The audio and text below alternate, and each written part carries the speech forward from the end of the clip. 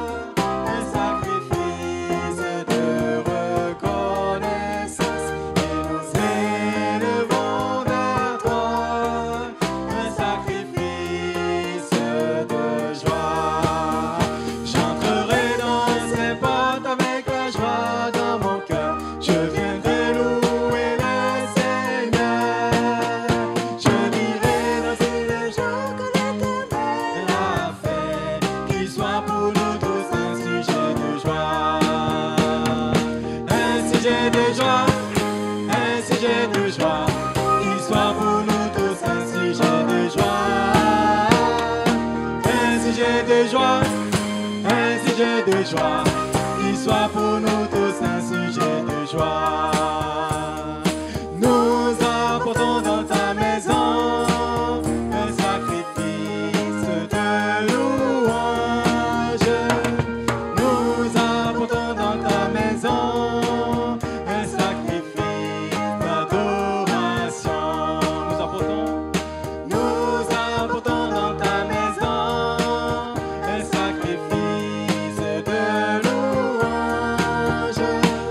Nous apportons dans ta maison un sacrifice d'adoration.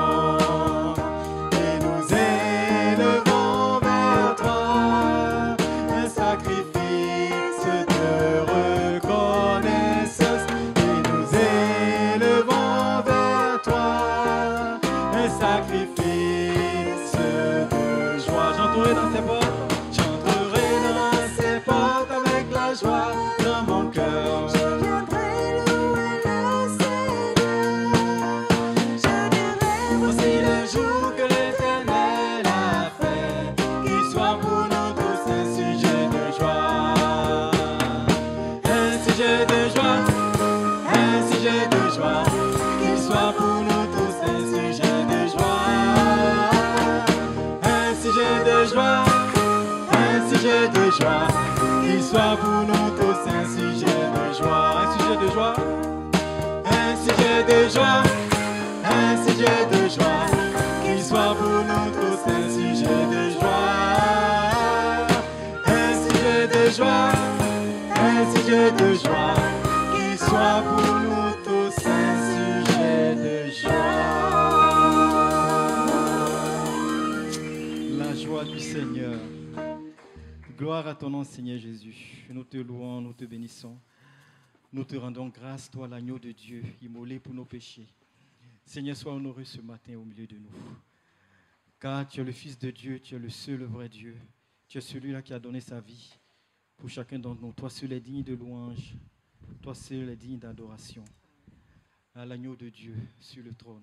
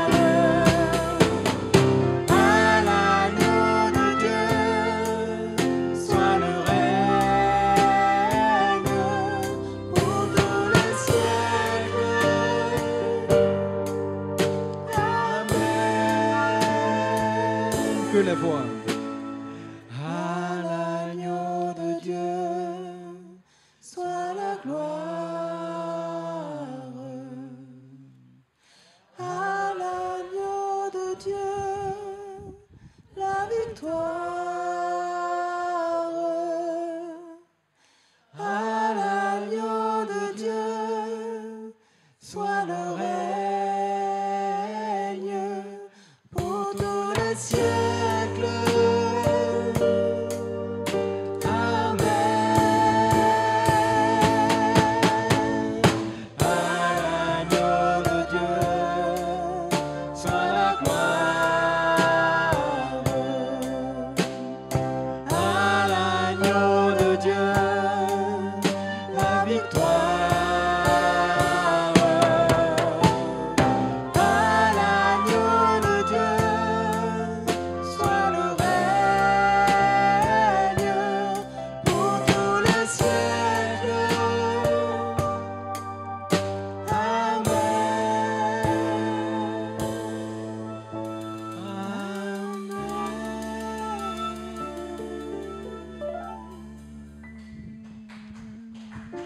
Gloire à toi, Seigneur. Gloire à ton nom, Seigneur Jésus.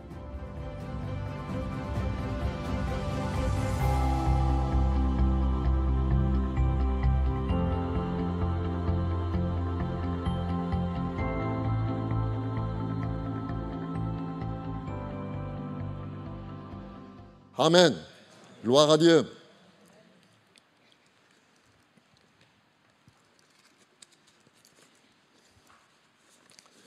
Voilà, nous allons faire une lecture dans la deuxième à Timothée, chapitre 4, verset 5. Deuxième à Timothée, chapitre 4, verset 5, je vous le lis sur la version Semeur. Mais toi, garde en toutes circonstances le contrôle de toi-même, supporte les souffrances, remplis bien ton rôle de prédicateur de l'Évangile, accomplis pleinement ton ministère. Amen. Accomplis pleinement ton ministère.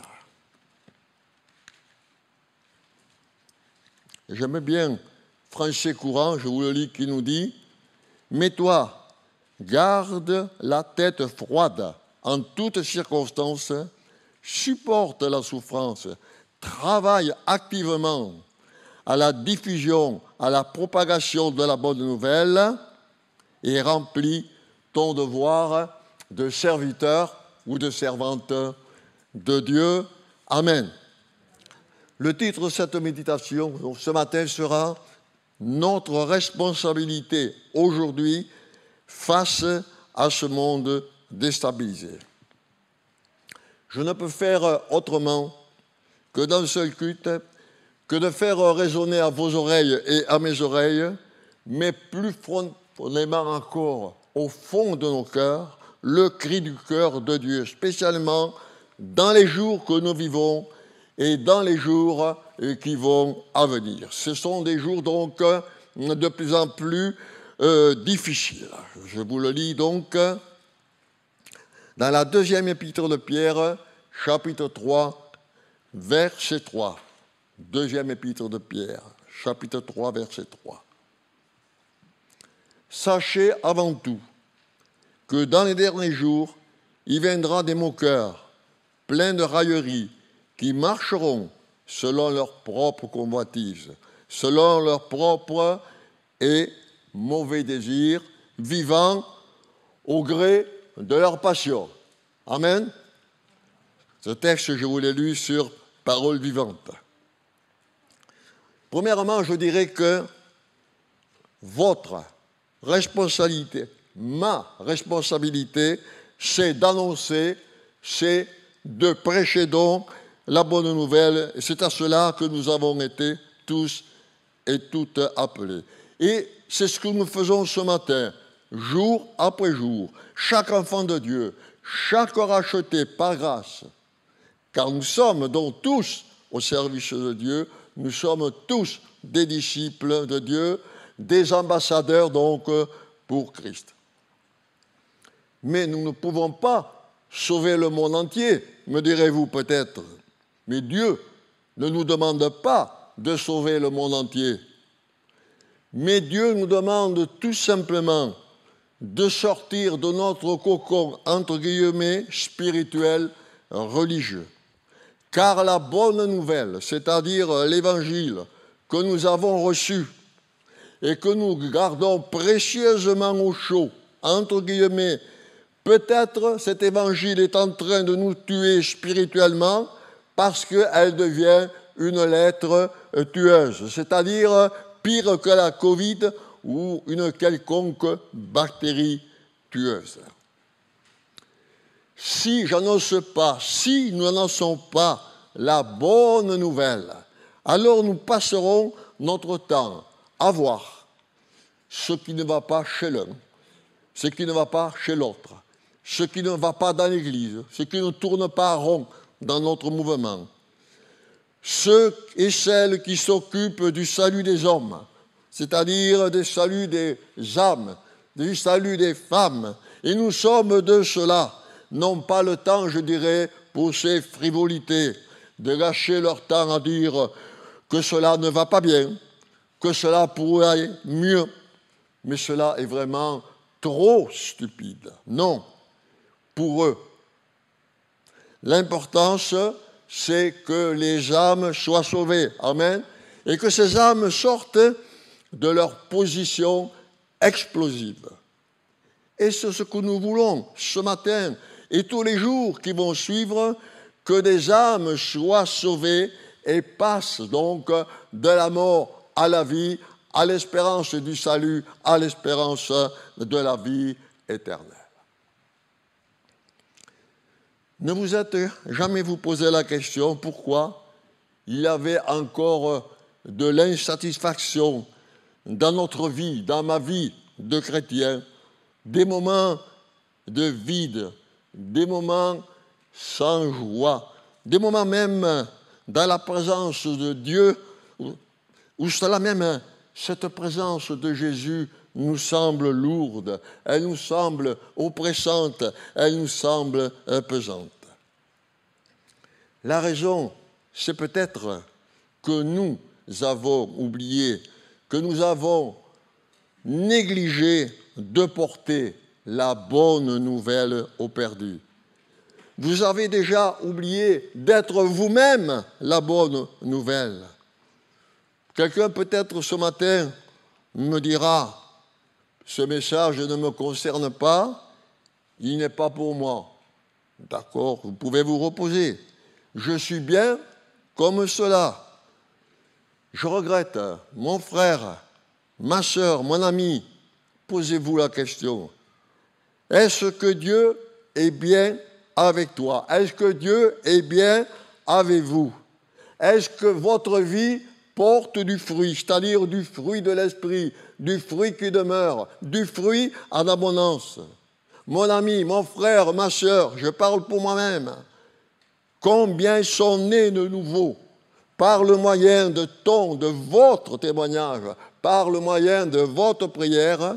Combien en as-tu sauvé de la perdition? Combien en avez-vous sauvé de la condamnation éternelle, de la destruction et du châtiment? Je ne suis pas là pour faire un reproche, ce n'est pas mon rôle, et en même temps, je parle pour moi. Mais c'est ce que j'ai vraiment à cœur. Le diable, le malin, aurait-il pu contaminer son peuple, ses enfants, pas par la Covid là, mais par l'indifférence? Est-ce que nous sommes contaminés par l'indifférence, contaminés par le manque d'intérêt?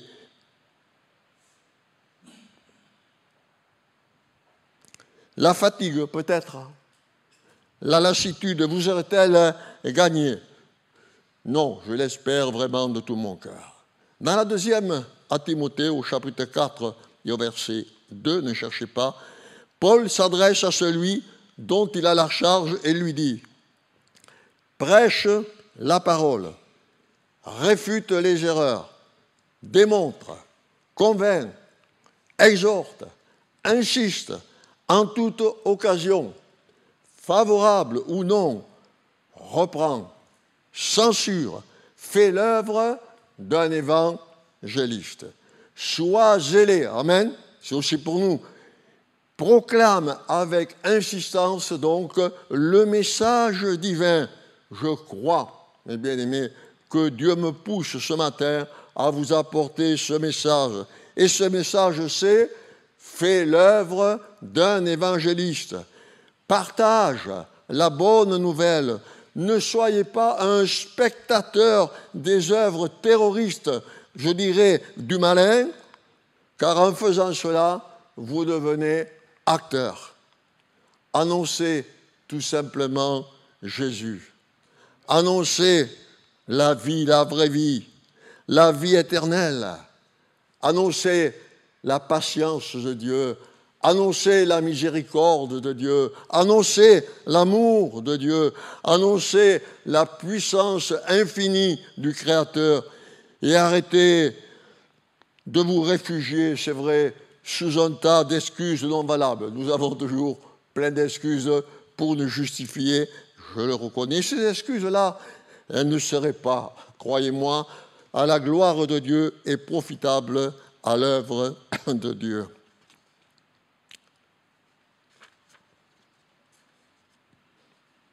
Imaginez que ceux qui vous ont annoncé l'Évangile aient eu la même réaction.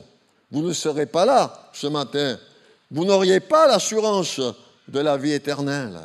Hébreux chapitre 11 et verset 19 dit « Ainsi donc, frères ou sœurs, nous avons l'assurance d'un libre accès au sanctuaire par le sang de Jésus. » Et la première de Jean, au chapitre 4 et au verset 17, nous dit « Ayez de l'assurance au jour de jugement. » Parole vivante dit « Ayez une confiante assurance au jour du jugement. » Amen. Deuxièmement, annoncé parce que le monde est prêt. Et oui, le monde, il est prêt, qu'on le croit ou pas. Jamais le monde n'a été autant préparé à entendre la proclamation de l'Évangile. Les gens sont désillusionnés. Je ne fais pas dans le pessimisme. Les réponses qu'offre le monde n'ont pas su les satisfaire. Notre culture a tout essayé dans sa quête pour la paix, dans sa quête pour la sécurité et l'épanouissement personnel sans jamais les atteindre. Le matérialisme, la politique, les drogues, l'alcool, le sexe, l'argent, l'occultisme et le culte de Satan, les fausses religions, les sectes, les gourous et autres philosophies ont tous échoué sans exception. C'est pourquoi, mes bien-aimés, des millions de gens sont ouverts au message d'espérance qu'offre la vie nouvelle en Jésus-Christ. 1 Timothée 6,12, je vous le lis. « Saisis la vie éternelle à laquelle tu as été appelé, et c'est à cela que tu as été appelé, dont nous dit une autre version. Nous avons donc été appelés à saisir la vie éternelle. » Une lecture dans Jean 4, 35. Jean, chapitre 4, verset 35.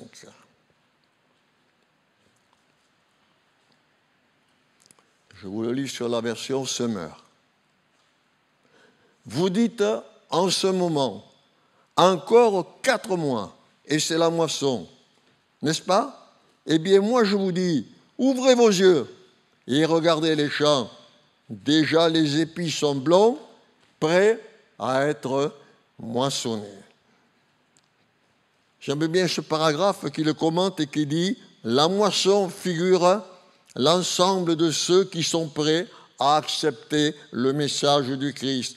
Dans ce cas, les moissonneurs sont ses disciples. » Bon, Jean-Baptiste donc fut un des pionniers en tant que semeur. Les champs sont mûrs, mes bien-aimés. Ils sont mûrs pour la moisson spirituelle. Ayons la passion des âmes. Oui, le vœu de mon cœur et ma prière à Dieu pour eux, c'est qu'ils soient sauvés. Romains, chapitre 10, verset 1. C'est qu'ils soient sauvés, c'est-à-dire rachetés. Ceux qui parlent à la télévision dans les émissions, dis-je, je veux trouver ce qui pourra me satisfaire. Je veux m'épanouir, pourquoi pas, mais je n'y parviens pas. Leur foyer se brise. La moralité, vous l'avez remarqué comme moi, est sur son déclin. Nous touchons le fond. J'aimerais vous dire, dans le monde entier, la moisson, elle est prête. La moisson, elle est là. Elle n'attend plus qu'à être cueillie. Apocalypse, chapitre 14, verset 15. Car la moisson de la terre, elle est mûre. Mes bien-aimés, allons moissonner, réveillons-nous. Aujourd'hui, les gens ne veulent plus de contes. Ça, c'est bon quand on était petit, on lisait des contes. Aujourd'hui, les gens ne veulent plus des fables, des histoires, mais ils veulent de la réalité. Ils veulent du concret. Les gens veulent du réel. Votre vie, mes bien-aimés, est une réalité. Lorsque Jésus, il est venu chez vous, lorsqu'il s'est installé et lorsqu'il a fait le ménage dans votre vie, lorsqu'il vous a guéri, lorsqu'il vous a libéré, lorsqu'il vous a sauvé, lorsqu'il vous a transformé, qu'il a fait de vous une nouvelle création. Vous êtes vraiment maintenant l'Évangile parlant. Si vous ne cachez pas votre appartenance à Dieu. Amen. 2 Corinthiens 3.3, cherchez pas. Vous êtes manifestement une lettre de Christ dictée par Christ, nous dit Parole vivante. Nous sommes une lettre dictée par Christ. Les croyants sont donc des lettres vivantes. C'est écrit, c'est imprimé, cela doit se lire, cela doit se voir. Tout ce qu'il faut faire, c'est uniquement annoncer Jésus-Christ. Et annoncer Jésus-Christ crucifié. Et annoncer Jésus-Christ ressuscité. Celui qui a tout accompli sur le bois du calvaire. Annoncer Christ, mes bien-aimés, c'est annoncer cette puissance qui est inhérente, c'est-à-dire qui est liée au message de l'Évangile. Elle est vraiment chevillée au message de l'Évangile et qu'aucun prédicateur ne pourrait contrefaire. La crainte, la peur disparaît lorsque vous commencez à parler de Jésus. Pourquoi ? Car il vient vous aider. Le Saint-Esprit vous assiste, le Saint-Esprit vous inspire. Vous ne pensez plus qu'à une seule et unique chose. Cette âme a besoin d'être sauvée et je vais l'arracher aux griffes de l'ennemi. Amen.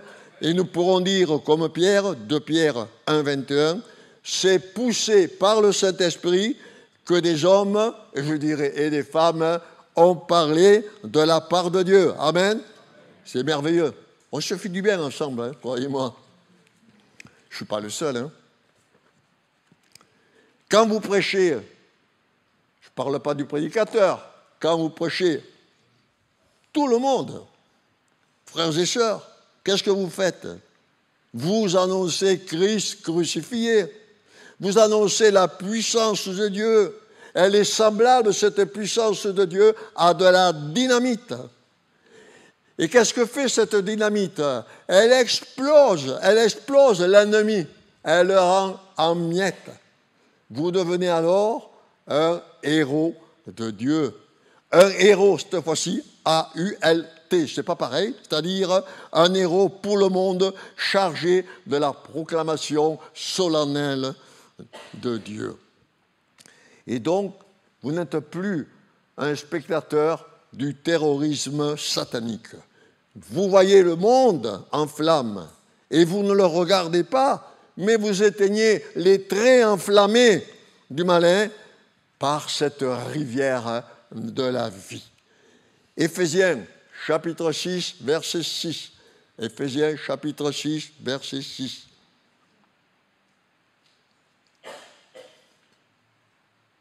Prenons en toutes circonstances, il est bien dit en toutes circonstances, j'y tiens, le bouclier de la foi avec lequel nous pourrons éteindre tous les traits enflammés du malin, tous les traits enflammés du malin. Amen. Lorsque vous annoncez Jésus, alors c'est Jésus lui-même qui parle au travers de vous. Eh oui. Et Jésus n'a jamais perdu personne. Jésus n'a jamais abandonné personne.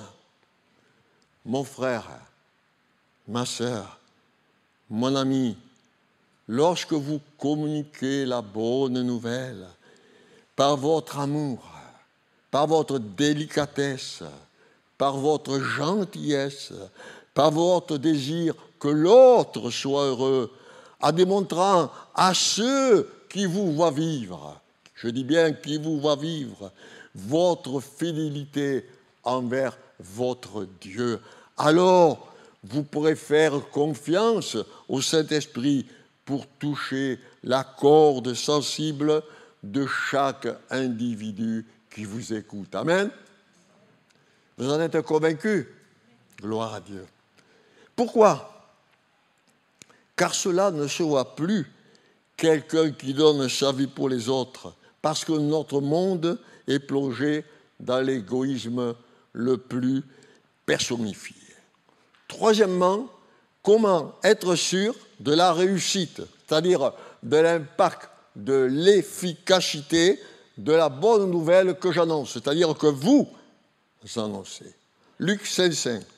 Pierre avait péché toute la nuit, mais sur ta parole,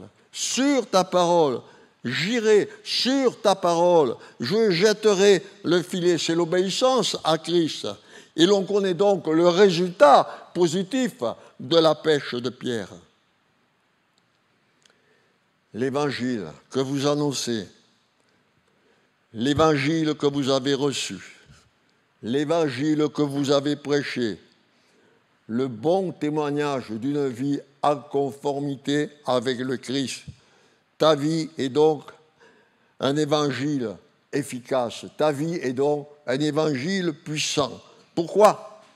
Parce que les besoins humains aujourd'hui ne sont pas totalement satisfaits par le progrès social ou par l'affluence matérielle.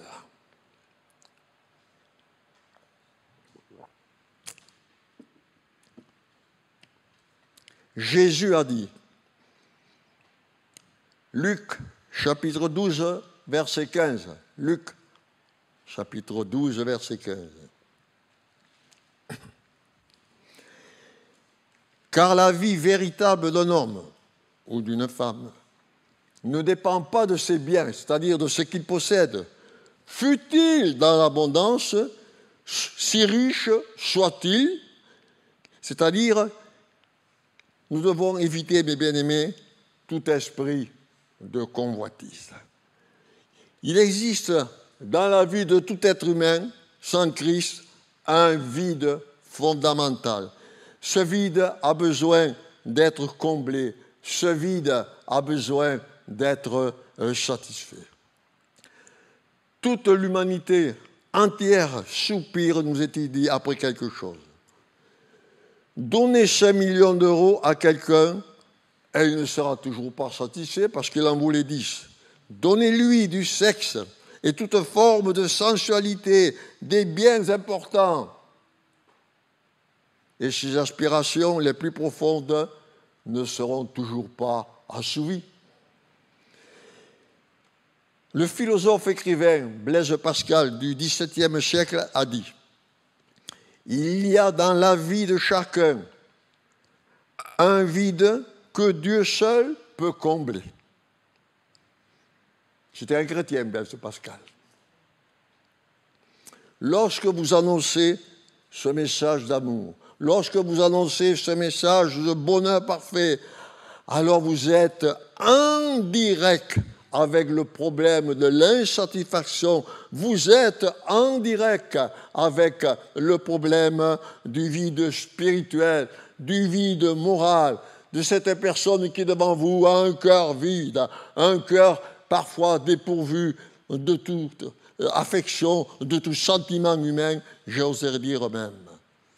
Nos auditeurs, quels qu'ils soient, qui viennent à nos réunions, à nos églises, connaissent tous la solitude, connaissent tous l'isolement moral. Cette solitude que certains qualifient de cosmique, entre guillemets, c'est-à-dire qu'elle est relative à ce qui touche l'univers, elle est souvent inexplicable. Ils peuvent souffrir de la solitude tout en étant proches de leur conjoint, souffrir de la solitude même au milieu d'une foule. C'est une solitude, mes bien-aimés, au niveau du cœur. C'est une solitude au niveau de l'âme. Lorsque vous parlez à quelqu'un, vous vous adressez à quelqu'un qui se trouve dans la culpabilité. Cette expérience est universelle et dévastatrice. Elle remplit les hôpitaux psychiatriques. Billy Graham, vous avez entendu parler, bien entendu, parle d'un psychiatre londonien réputé. Et je répète, dit-il, « Je pourrais renvoyer la moitié de mes patients si seulement je savais comment les débarrasser de leurs sentiments de culpabilité. » Eh oui. Quand nous témoignons, nous parlons de la grâce de Dieu qui est le salut de tous les hommes, nous dit l'apôtre Titre. Alors, nous parlons aussi du pardon, nous parlons aussi de la paix, cette paix qui doit se faire sentir. Ils doivent voir cette paix en nous-mêmes lorsque le monde est bouleversé. Notre Sauveur, mes bien-aimés, nous a pardonné. La croix, c'est la seule réponse à la culpabilité qui pèse dans le cœur de tous ces hommes, de tous les hommes de ce monde. Ne plus parler de Jésus, ne plus parler de son pardon, c'est laisser mourir les hommes, c'est laisser se suicider les hommes. La crainte de la mort, elle est universelle. Elle s'étend dans le monde entier. Elle s'étend, cette crainte de la mort, à l'humanité entière. Tout le monde, bien entendu, essaie de feindre de ne pas avoir peur. D'accord ? On s'amuse même avec la mort. Halloween, par exemple. On fête donc la mort. Mais ce qui est certain, mes bien-aimés, c'est que le monde a peur de cette mort. Non ? Sinon, alors, pourquoi font-ils attention ? Pourquoi veulent-ils vivre plus longtemps ? La pilule anti-vieillissement, bien entendu. On veut prolonger ses jours, on le comprend. Le chrétien, lui, face à la mort, ne craint pas la mort. C'est vrai, il peut se trouver devant une tombe fraîchement ouverte, et non pas sans être triste, bien entendu, mais en ayant cette conviction, cette certitude qu'un jour, il reverra celle ou celui qui est parti vers son Dieu. Car pour lui, la mort est un gain, comme le disait l'apôtre Paul. La mort ne peut altérer la joie de son salut. Ça, le monde ne la connaît pas. Cette paix qui surpasse toute intelligence. La paix que Jésus donne. On chantait un certain cantique avant. La paix que Jésus donne. Ça, le monde ne la connaît pas. La bonne nouvelle, c'est que Jésus est venu, mes bien-aimés. Il est venu et qu'est-ce qu'il a fait ? Il a neutralisé l'œuvre de la mort. À la croix, la mort. À la croix, le péché. À la croix, l'enfer sont sans force pour celui qui reçoit ce message d'amour, qui reçoit ce message d'amour du Christ en croix. Lorsque vous témoignez j'espère, amen, alors vous découvrez une certaine réceptivité, car vous allez droit au but, le but de faire connaître Jésus. Vous touchez la corde sensible. Bien sûr, bien sûr. La personne en face veut voir chez vous la manifestation de ce que vous dites. C'est compréhensible. De ce que vous annoncez. De ce que vous êtes devenu en Jésus-Christ. Si vous annoncez l'amour, si vous annoncez la tendresse, si vous annoncez le pardon, si vous annoncez la grâce, si vous annoncez la miséricorde, et que vous ne pouvez pas voir la personne qui est en face de vous, que vous ne pouvez pas la souffrir, comme on l'on dit, que vous ne voulez pas la pardonner, alors vous êtes en contradiction avec votre proclamation. De même, si vous dites avoir reçu l'esprit de vie et que vous ne témoignez pas, vous n'évangélisez pas, alors ce n'est pas, mes bien-aimés, un esprit de vie qui vous anime, mais un esprit de sommeil léthargique, profond, je dirais, spirituellement parlant. Si l'évangélisation, l'amour des âmes n'est plus en vous, n'est plus en nous, n'est plus en moi, nous avons alors un réel problème. Je suis sûr que Dieu nous parle ce matin. Je dis Dieu, ne parle pas de moi, bien entendu. Je ne suis que modeste serviteur. Et il nous dit ce matin, soyez un modèle. Soyez fidèles. Ça fait plaisir. Faites l'œuvre d'un évangéliste. Ah ben je ne suis pas le seul alors. Prêchez la parole. Insistez en toute occasion. Ne vous retenez pas.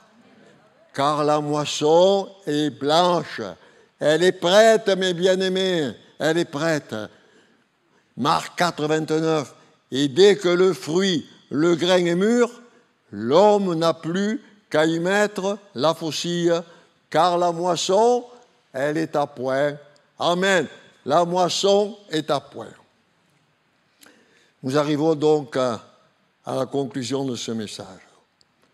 Premièrement, communiquer l'Évangile avec autorité, avec assurance. Deuxièmement, communiquer l'Évangile avec simplicité. Pourquoi ? Car l'histoire du Christ, c'est l'histoire simple de l'Évangile. Un Dieu qui vient sur la terre pour sauver l'homme et la femme perdue. Troisièmement, communiquer sans crainte. Même de répéter, ne vous fatiguez pas de toujours témoigner, ne vous lassez pas de témoigner sans cesse. Quatrièmement, communiquer avec urgence, car il y a vraiment urgence. C'est peut-être la seule fois qu'ils vont entendre parler de la bonne nouvelle.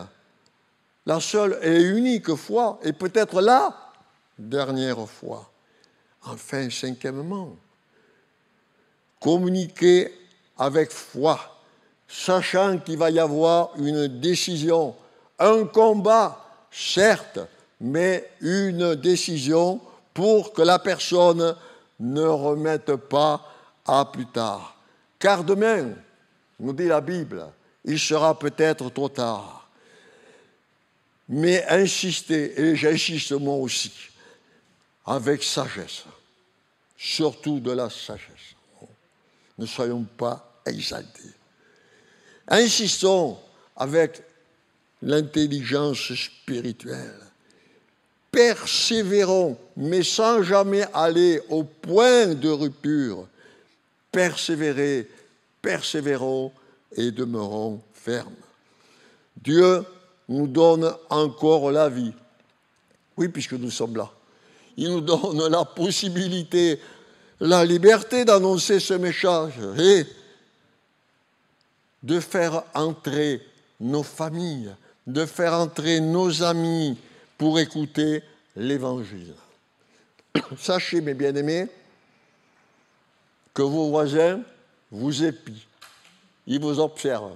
Moi, quand je sors la voiture de mon garage, en face, j'ai mon voisin qui est comme moi, retraité des chemins de fer. Ah, il m'a dit, je t'ai vu partir à 9h. Tu es allé à l'église? Non, j'ai dit, je suis allé au culte. Mais il le voit. S'il ne me voit pas d'un ou d'autre en image, ah, mais Gilbert, tu es en congé. Eh bien oui, je suis en congé. Voilà.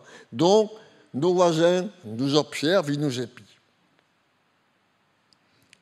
Puis ils disent surtout pas, on ne le voit plus à l'église, peut-être qu'il est fâché avec l'église, ou il est fâché avec ses frères et sœurs, il est fâché avec son pasteur. Dieu dont nous parle ce matin, je le crois, et il nous dit, ne laissons pas les âmes mourir sans leur dire que ce monde est condamné à la destruction, que ce monde est condamné au feu, c'est la vérité. Tous ceux qui sont autour de nous, nous sommes responsables, bien-aimés, de leur salut. Surtout, si nous ne leur parlons pas de Jésus, s'ils rejettent Jésus, c'est leur responsabilité. Mais si nous vivons la vie de Christ, si l'amour de Jésus est en nous, est en vous, est en moi, si la fidélité à Christ nous anime, il nous prend donc, croyez-moi, vraiment au sérieux. Les gens du monde prennent au sérieux les intégristes islamiques. Ils ne se moquent pas d'eux. À combien plus forte raison ils prennent donc au sérieux ceux et celles qui désamorcent les bombes sataniques sur lesquelles le monde entier est assis. Romains, chapitre 1er, verset 16, je vous le lis. Termine par ce verset, Romains, chapitre 1er, verset 16, je vous le lis moi sur Parole vivante.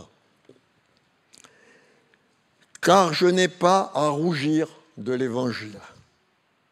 N'est-il pas la puissance de Dieu qui sauve de la mort éternelle tous ceux, je dis bien tous ceux, donc sans exception, qui l'acceptent avec foi. Amen. Tous ceux qui l'acceptent avec foi.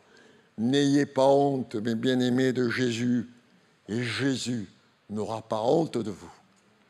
Je prie de tout mon cœur que ce message non seulement soit reçu, soit perçu dans les cœurs, mais surtout que ce message soit mis en pratique, que ce message soit mis en application, que Dieu vous bénisse. Amen. Merci.